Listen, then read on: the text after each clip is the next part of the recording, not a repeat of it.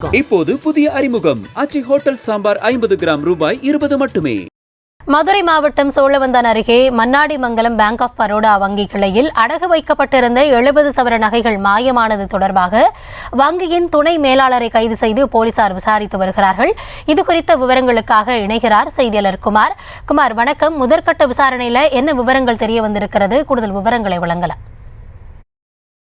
கௌதமி, மதுரை மாவட்டம் சோழவந்தான் அருகில் உள்ள மன்னாடிமங்கலம் கிராமத்தில் பேங்க் ஆஃப் பரோடா வங்கி சுமார் 40 ஆண்டுகளாக செயல்பட்டு வருகிறது.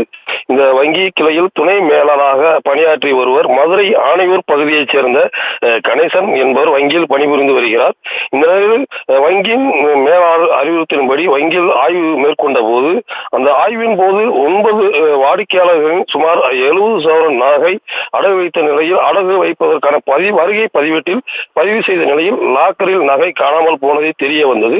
இதனால் காணாமல் போய்விட்ட அறிந்த வங்கி மேலாளர் கொடுத்த புகாரின் அடிப்படையில் காடுவெட்டி காவலர் வங்கியில் துணை மேலாளர் கணேசன் மீது வழக்கு பதிவு செய்து விசாரணை செய்து வருகின்றனர்.